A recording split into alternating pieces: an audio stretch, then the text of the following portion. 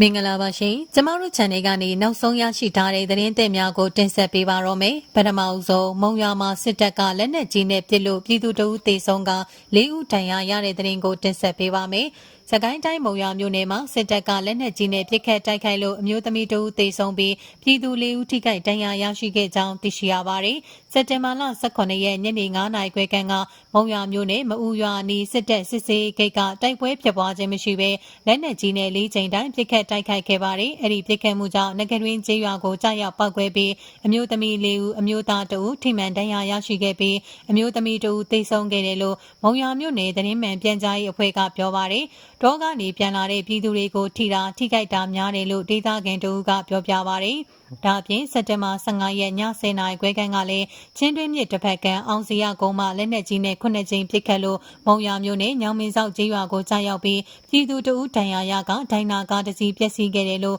မုံရွာမြို့နယ်သတင်းမှန်ပြန်ကြားရေးအဖွဲ့ကပြောပါတယ်။ညောင်မင်းဆောက်ကမြို့ပေါ်ရက်ကွက်လိုဖြစ်နေပြီးညဆိုတုံးအောင်နဲ့အိမ်မရဘူးလို့မုံရွာမြို့ကန်မျိုးသမီးတအုပ်ကပြောပါတယ်။မုံရွာမှာစစ်တပ်ကလက်နက်ကြီးနဲ့ထုနေတဲ့အပြင်မြို့ပေါ်မှာပေါ်တာဆွဲလို့လူငယ်အများပြားဖမ်းဆီးခံထားရတယ်လို့မြို့ကန်တွေကပြောပါတယ်စစ်တပ်ဟာနိုင်ငံတော်ဝန်မှလက်နက်ကြီးဖြင့်လေကြောင်းတိုက်ခိုက်မှုတွေပါပြုလုပ်နေပြီး2025ခုနှစ်8လတာကာလအတွင်း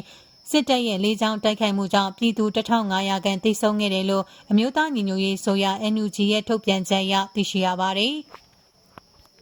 ဆက်လက်တင်ဆက်ပေးမယ့်သတင်းအကြောင်းကတော့ဒီမော့ဆိုမြို့နယ်ရှိတနန်းဥကွိုင်ကက်သလစ်ဘုရားကျောင်းကိုစစ်ကောင်စီဘုံကျဲဖျက်ဆီးတဲ့အကြောင်းကိုတင်ဆက်ပေးပါမယ်။ကရင်ပြည်နယ်ဒီမော့ဆိုမြို့နယ်ရှိတနန်းဥကွိုင်ကက်သလစ်ဘုရားကျောင်းကိုစစ်ကောင်စီကလေကြောင်းမှဘုံကျဲဖျက်ဆီးခဲ့ကြောင်းဒေသခံသတင်းရင်းမြစ်ထံကသိရပါတယ်။စက်တင်ဘာ18ရက်မနက်10:00နာရီဝန်းကျင်ကဂျက်ဖိုက်တာဖြင့်ဘုံကျဲတိုက်ခိုက်မှုကြောင့်ကက်သလစ်ဘုရားကျောင်း၏အတွင်းပြင်ထိခိုက်ပျက်စီးမှုများစွာရှိခဲ့တယ်လို့ဆိုပါတယ်။အကြောင်းမဲ့တိုက်ခိုက်တာဘယ်တပ်ဖွဲ့မှမရှိဘူးမစီမဆိုင်တဲ့ဘာသာရေးကျောင်းတွေဘုံကျဲခံရတာကျွန်တော်တို့အတွက်တော့လုံးဝအဆင်မပြေဘူးသူတို့ဘက်ကတော့ရည်ရွယ်ချက်ရှိလောက်တာလို့ပဲပြောရမယ်ဟု KN မျိုးသားတပ်မတော် KNA ပြောရေးဆိုခွင့်ရှိသူခွန်ဆောင်သူကပြောပါတယ်။ KN မျိုးသားအများစုနေထိုင်တဲ့တနန်းဥကွိုင်တိုက်နယ်ဟာဒီမော့ဆိုမြို့နယ်ဒေါငံခါအုပ်စုမှာရှိပြီးကျေးရွာအဖြစ်စတင်တည်ထောင်စဉ်နဲ့ထက်တွက်ပါကနှစ်ပေါင်း90ကျော်ပြီဟု၎င်းကပြောပါတယ်။စစ်ကောင်စီလေးချောင်းတိုက်ခိုက်မှုတွင်ဘုရားကျောင်းပျက်စီးခဲ့ပြီးလူထိခိုက်မှုမရှိကြောင်း၎င်းကဆိုပါတယ်။စကားစစ်ကြောင်းထိုးတိုင်းတိုက်ပွဲဖြစ်တိုင်း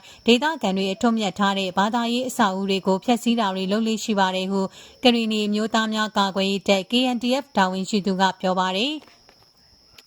ကရီနီပြည်နယ်မှာဒေါငံခါရွာရှိမေရောသခင်မဖះเจ้าမိုးပြဲရှိဖះเจ้าနဲ့ဒေါညင်းခုရှိဖះเจ้าတို့ကိုလည်းအာနာသိန်းစစ်တပ်ကဘုံကျဲဖျက်ဆီးခဲ့ကြောင်းဒေသတွင်းအရက်ဘက်အဖွဲ့အစည်းတချို့ကထုတ်ပြန်ထားပါတယ်။ထို့ပြင်ယခုနှစ်ဩဂုတ်လကုန်ထိကရီနီပြည်နယ်နဲ့ကယန်းဒေသအတွင်းမှာဘာသာရေးအဆောက်အုံ60နီးပါးကိုစစ်ကောင်စီကဖျက်ဆီးခဲ့သည်ဟုတိုးတက်သောကရီနီပြည်သူ့အင်အားစုကအသိပေးထားပါတယ်။ကရီနီပြည်နယ်အတွင်းမှာရွေးကောက်ပွဲလုံနိုင်ရေးအတွက်ဒီမော့ဆိုမြို့နယ်အတွင်းစစ်ကြောင်းထိုးခြင်းဖြင့်ဒီမော့ဆိုဖရူဆိုလမ်းမကြီးမှတဆင့်ဘောလခဲမြို့နယ်ကိုစစ်ကြောင်းထိုးနိုင်ရန်စစ်ကောင်စီကကြိုးပမ်းနေကြောင်းသိရှိရပါတယ်။